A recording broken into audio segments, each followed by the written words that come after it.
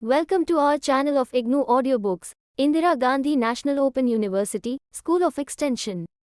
It is bound to be somewhat imprecise, tentative, and value neutral. This unit discusses the meaning and components of the processes of change, change agent, and stages of change. We will analyze the processes of change with reference to the change cycle, barriers to change, and approaches to change. After studying this unit, you will be able to explain the meaning and components of the change process, discuss the concepts of change agent, stages of change and change cycle, narrate the barriers to change. 2.2 The change process, meaning and components. In academic terms, change is considered neutral. It implies that the object to which it is applied becomes different with time. According to this view, social change suggests no law, no theory, no direction, and no continuity. The idea of continuity is introduced when we refer to social change as a process. A process means a continuous change taking place in a definite manner through the operation of forces present from the very beginning within the situation. Examples of processes are communication, socialization, accommodation, integration, disintegration, competition, and conflict. To study a process, we observe a series of transitions between one state of being and another. A process may be up or down, forward or backward, towards progress or regressive. Thus, process means movement from one stage to another with a definite direction. A process is both system sustaining and system transforming. A given social system or social structure is regenerated through some process of social change, whereas some other processes may bring about situations of malfunctioning and breakdown. Social processes are a part of social structure, and we come across these frequently. In system sustaining and system changing exercises, broadly speaking, there are two types of social change processes. 1. Those that sustain the social system, and 2. Those that bring about change in the system and change of the system. The first process may be termed conformity, status quo, and continuity. The latter may be called the process of cultural and structural change. Social change is universal. Its pattern and factors may vary from time to time and from place to place. Change can be seen in terms of the elements of time in history in relation to a given society or social phenomena. McKeever and Page write in this regard, society exists only as a time sequence. It is a becoming, not a being, a process and changing equilibrium of present relationships. A social structure is a nexus of present relationships. It is sustained by those members who participate in social relationships. Social change means change in social structure, change in social values, institutions, property relations, economic pursuits, personnel and role distribution may be cited as examples of social change. In modern society, social change is always relative in terms of time, space and context. Resistance to social change is also quite a common feature as change disturbs the ongoing social order and relations. 2.2.1 Components of the process of change. Short descriptions of various components of the process of change follow. A. Stimuli forcing human beings to change, personal and social aspirations for change emerge from the forces pressing towards innovation or adoption of new technology. The four stimuli for change are: I. Man is continually making efforts to modify the natural resources to solve problems. These are weather control, coolers, air conditioners, afforestation, etc., production of electricity, atomic power, chemical, control of pests and diseases, etc. This makes the setup of society complicated, and new problems like labor management, new patterns of working, and new patterns of leadership and cooperation begin to emerge. This creates the need to utilize and adjust to the changes that we are continuously creating in our environment. Planners look ahead to adjustments and changes in our way of life. Legislators enact new laws to take account of changed conditions of living and the new resources which have become available. Educators organize specialized units of knowledge, which must be transmitted to our young people if they are engaged in these new processes of utilization and adjustment. Administrators coordinate our adjustment efforts and All of us grapple with the problems of changing our personal goals, desires, expectations, and patterns of behavior. This creates situations in which we are always required to revise our definitions about what is good health, good performance, efficiency, effective use of our resources, and so we constantly use innovations. I.e., use of DDT was once advocated, but because of the problem of pollution and DDT's adverse effects on our health, its use has now been banned at certain places. The problem of hippies opened the eyes of the advocates of Western culture to the problems of material wealth. People have now started thinking in terms of the values in vogue in Oriental countries like India. The competitive process of comparing ourselves with others is another impetus towards innovations. It provides us with the motivation for progress through discovering improved or changed ways of doing things. The pain and disorganization that arises from finding that our familiar ways of behavior no longer work in a new environment is a stimulus to change. Problem-solving efforts of different strata of society compel change.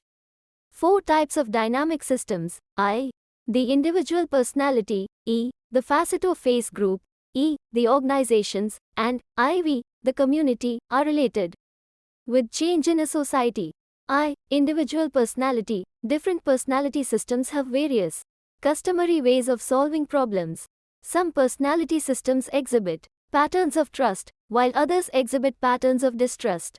Some systems try to create a relationship of submissive dependence, others strive for dominance, yet others seek an extreme of dependence or minimal contact. As internal or external conditions changes, the personality system is confronted with the challenge and often with the stark necessity of modifying its customary and stabilized patterns in order to cope more effectively with the new conditions. The desirability of improving one's performance may provide a challenge which incites one to seek help, or the pain of personal maladjustment may create a readiness for change. If a person is in a state of considerable frustration because he has recently been dressed down by his boss, or he is subject to a conflict between some of his subordinates, for instance, his sense of social values may conflict with his need to express hostility. He may be out of mood and be harsh to his wife, or his clerk, or other subordinates, or may go out for a vigorous walk, and may organize a counter-attack against the source of his frustration, or his boss. So it depends on the individual personality how he adjusts or behaves in a particular situation. Face-to-face group. Such groups include committees, staff, associations, families, work groups, clubs, etc. We can visualize the internal dynamics of these systems much more easily than the internal dynamics of individual personality systems. We can watch the interaction between subparts of groups. We all know of the conflicts between the chairman and members of the committees or bodies, etc. These are face-to-face group difficulties. These call for change so that the conflicts and difficulties may be solved. The organizations. This is a larger social system which comprised the community. These are the parts of the community which have a more or less clearly defined and specialized function requiring the loyalty and labor of a group of people who are organized in a relatively systematic relationship and whose efforts are coordinated by some kind of formal leadership structure. These are business organizations, welfare agencies, educational institutions, government bureaus, religious associations, political parties, farmers' organizations, women's associations, youth clubs, etc. The internal process of such systems usually involves interactions among officially defined subparts, such as various departments of a business organization. In organizations, the relationships among subparts are likely to be formalized and, hence, face-to-face interactions are more feasible. The community. This is made up of a variety of interacting subparts. Individual citizens, informal interest groups, organized occupational or political subgroups, economic and social strata, geographical units, political subdivisions, etc. The stresses and strains set up by these interacting subparts and the necessity of maintaining community services to all constituent units have resulted in a variety of stabilized structural arrangements and problem-solving procedures. 2.3 Change agent and its role. A change agent is an individual who influences clients' innovation decisions in a direction deemed desirable by a change agency. 7 roles can be identified for the change agent in the process of introducing an innovation in a client system. These are as follows. A. To develop a need for change, a change agent often initially helps clients become aware of the need to alter their behavior. In order to initiate the change process, the change agent points out new alternatives to existing problems, dramatizes the importance of these problems, and may convince clients that they are capable of confronting these problems. The change agent assesses clients' needs at this stage and also may help to create needs. B. To establish an information exchange relationship. Once a need for change is created, a change agent must develop rapport with his or her clients. The change agent can enhance the relationship with clients by being perceived as credible, competent, and trustworthy, and by empathizing with the clients' needs and problems. Clients must accept the change agent before they will accept the innovations that he or she promotes. The innovations are judged on the basis of how the change agent is perceived. C. To diagnose problems, the change agent is responsible for analyzing clients' problems to determine why existing alternatives do not meet their needs. In arriving at such diagnostic conclusions, the change agent must view the situation with empathy from the client's perspective. D. To create an intent in the client to change. After a change agent explores various avenues of action that clients might take to achieve their goals, the change agent seeks to motivate their interest in the innovation. A. To translate an intent to action, a change agent seeks to influence clients' behavior in accordance with recommendations based on the client's needs. Interpersonal network influences from near peers are most important at the persuasion and decision stages in the innovation decision process. The change agent can operate only indirectly here, by working with opinion leaders to activate social networks. F. To stabilize adoption and prevent discontinuance, change agents may effectively stabilize new behavior through reinforcing messages to clients who have adopted, thus, freezing a new behavior. This assistance is given when a client is at the implementation or conformation stage in the innovation decision process. G. To achieve a terminal relationship, the end goal for a change agent is to develop self-renewing behavior on the part of the clients. The change agent is to develop self-renewing behavior on the part of the clients. The change agent should seek to put him or herself out of business by developing the client's ability to be their own change agents. In other words, the change agent seeks to shift clients from a position of reliance on the change agent to one of self-reliance. 2.4 The stages of change. Before you begin to make changes in your life, I would like to introduce you to a useful theory called the Stages of Change Model, SCM, which models the stages that the mind and body go through when undergoing change. The Stages of Change model was originally developed in the late 1970s and early 1980s by James Prochaska and Carlo Di Clemente at the University of Rhode Island, when they were studying how smokers were able to give up their habits. The SCM model has been applied to a broad range of behaviors including weight loss, injury prevention, overcoming alcohol and drug problems, among others. The idea behind the SCM is that behavior change does not happen in one step. Rather, people tend to progress through different stages on their way to successful change. Also, each of us progresses through the stages at our own rate. So, expecting behavior change by simply telling someone, for example, who is still in the pre-contemplation stage that he or she must go to a certain number of meetings in a certain time period is rather naive and perhaps counterproductive, because they are not ready to change. Each person must decide for himself or herself when a stage is completed and when it is time to move on to the next stage. Moreover, this decision must come from inside. The long-term change cannot be externally imposed. In each of the stages, a person has to grapple with a different set of issues and tasks that relate to changing behavior. The stages of change are Precontemplation, not yet acknowledging that there is a problem behavior that needs to be changed. Contemplation, acknowledging that there is a problem, but not yet ready or sure of wanting to make a change. Preparation, determination, getting ready to change. Action, willpower, changing behavior. Maintenance, maintaining the behavior change. Relapse, returning to older behavior and abandoning the new changes. A. Precontemplation, in this stage, people are not thinking seriously about changing and are not interested in any kind of help. People in this stage tend to defend their current bad habits and do not view it as a problem.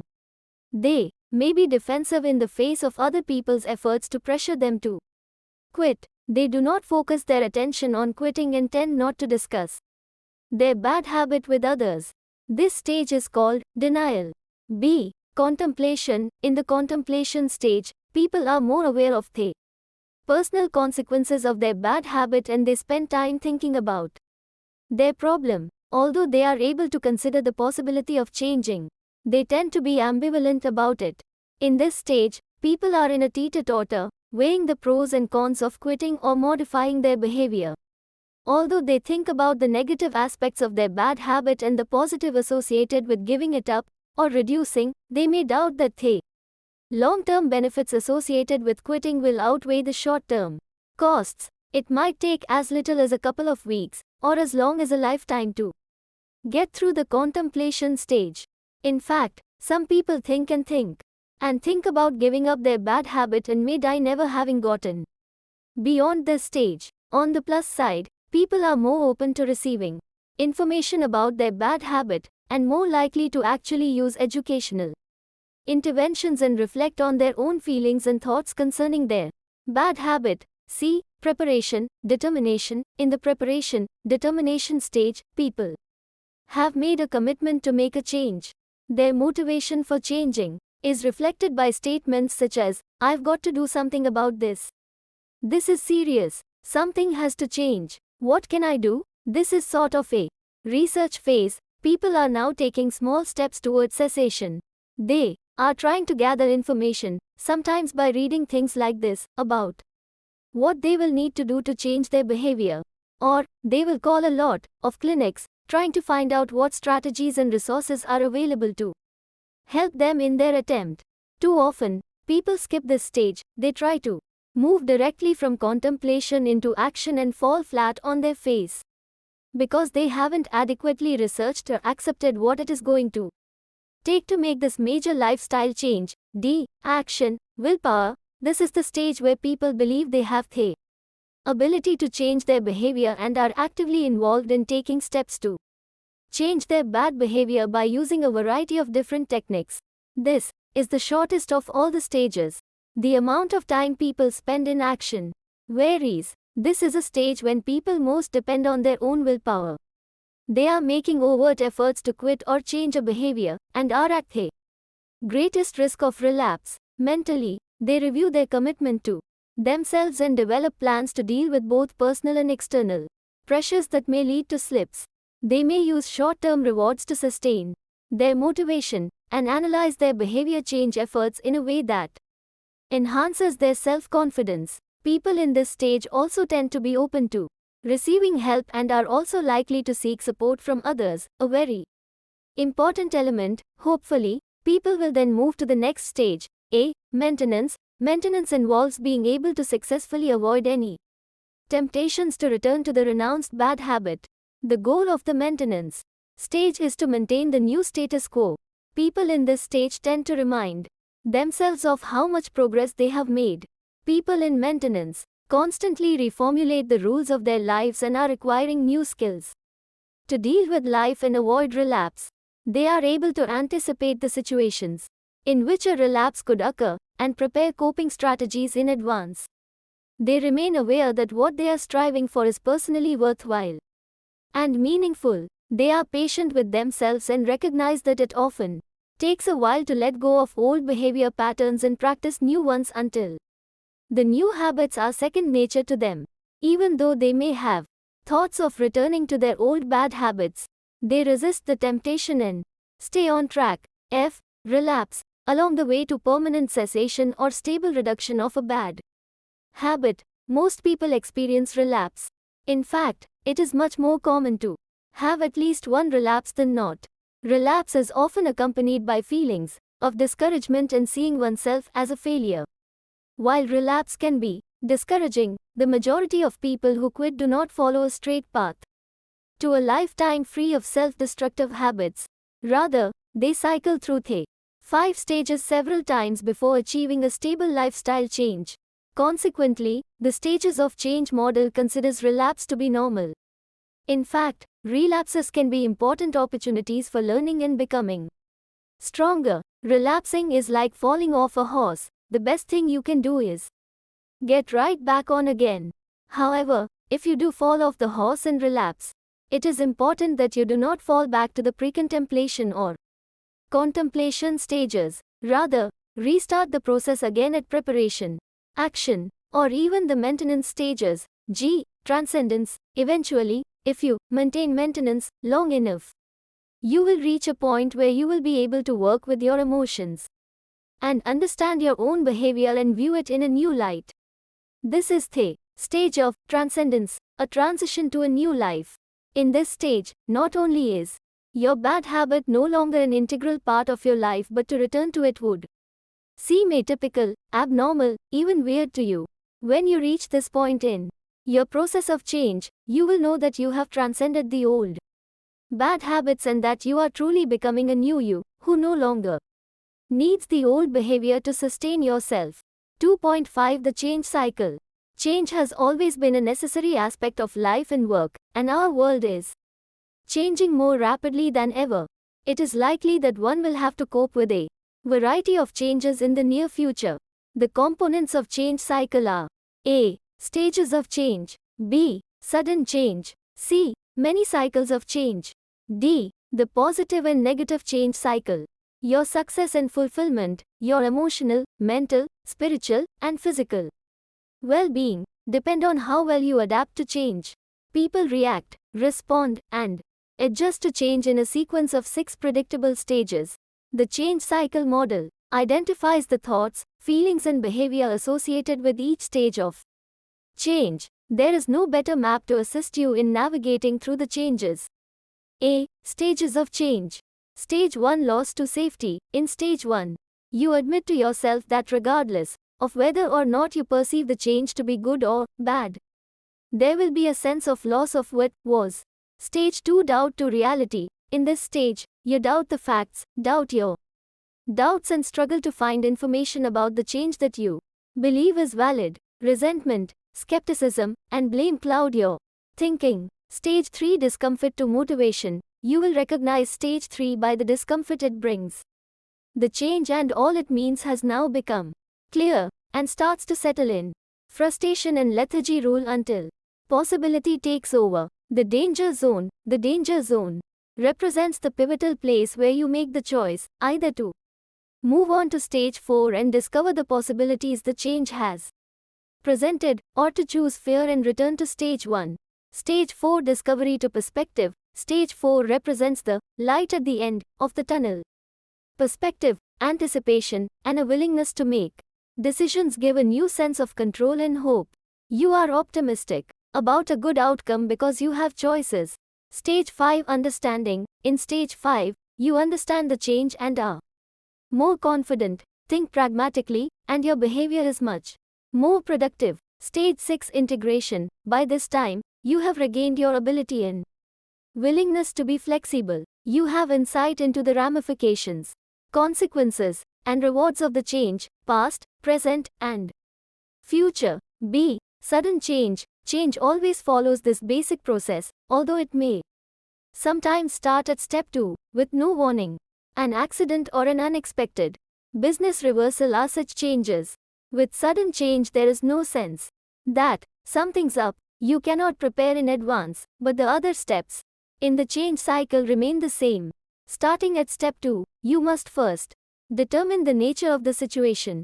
What has happened? What is the danger? What is the possibility? Once the issue can be stated, then a plan of action must be formulated and put into place. With experience and adjustment, the plan is successful, and you return to a new normality. C. many cycles of change. If you assess your life, you will find that you are on several cycles of change at once. One cycle is at work, and when you are at home, there is another. These cycles are not often synchronized. Family changes, church changes, and community changes add to the complexity. In some areas, you are being led into change, and in others, you are the person who is leading others into change. Emotionally, one will also undergo a variety of experiences. As one goes through loss in one area of one's life, in another, one is beginning to regain hope. The emotional wheels of life keep turning through the four phases of loss, suffering, hope, and happiness. Balancing all of this intricacy of change is where the real challenge of change is found.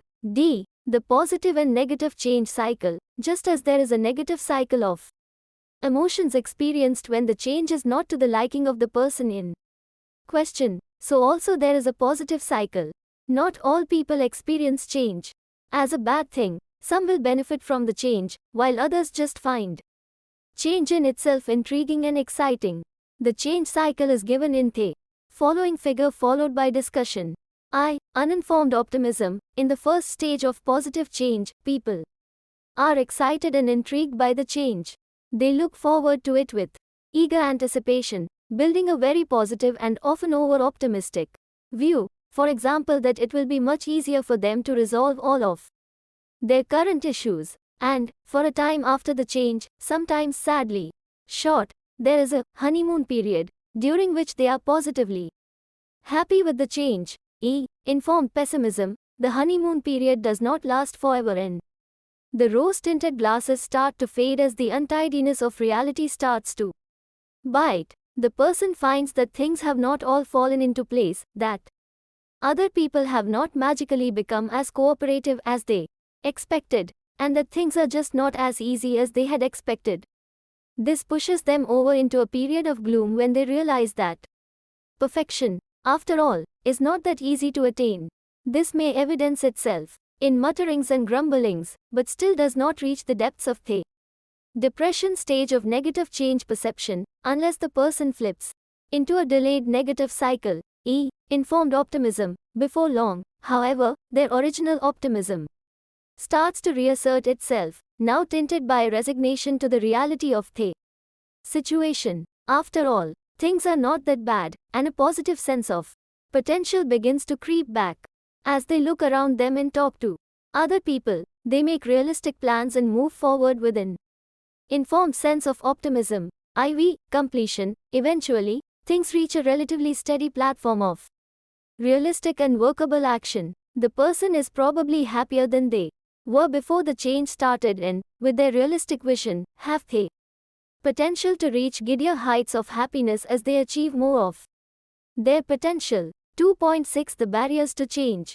People naturally resist change, including those who are in dysfunctional situations. One reason is that where we are now is known. For example, we may find ourselves in a bad situation, but it is nevertheless a known situation, and many people prefer the known to the unknown. If we want people to be able to initiate and sustain change, we must be aware of the barriers to change. Let us discuss the barriers to change and how to overcome the barriers to change. A. Barriers to change.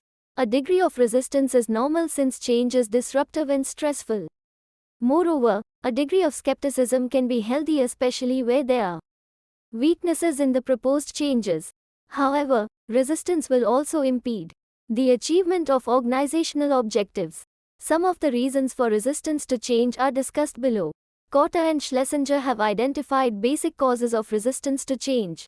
These are: I. Parochial self-interest. Individuals are more concerned with the implications for themselves. E. Misunderstanding, communications problems and inadequate information. E. Low tolerance of change, sense of insecurity and different assessment of the situation. IV. Disagreement over the need for change, disagreement over the advantages and disadvantages. Some negative comments that are often received on proposed changes. My needs are already being met. There is no justification for change. I don't like the way they propose to do it. The risks outweigh the benefits. It will now be harder for me to meet my own needs. Organizational barriers to change, structural inertia, existing power structures, resistance from work groups, failure of previous change initiatives.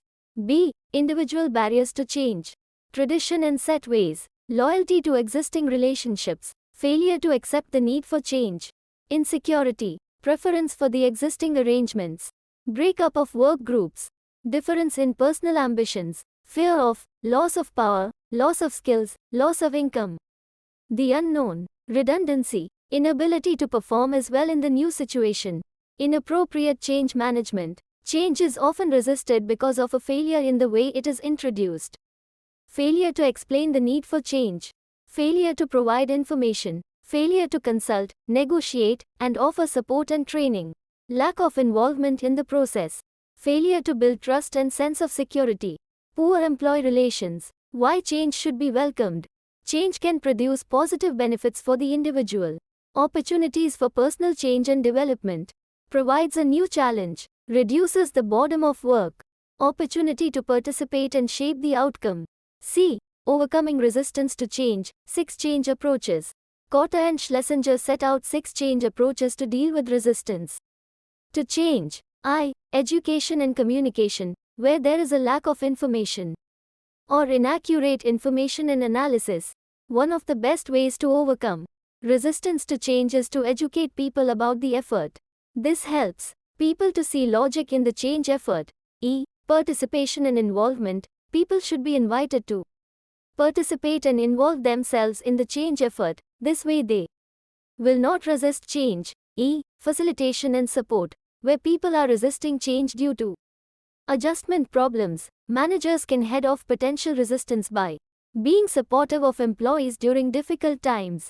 IV. Negotiation and agreement, where someone or some group may lose out in a change, and where the individual or group has considerable power to resist, managers can combat resistance by offering incentives to people to change. V. Manipulation and co-option, where other tactics will not work or are too expensive. An effective way will be manipulation to co-opt the resistors. Co-option involves a patronizing gesture that brings a person into a change management planning group.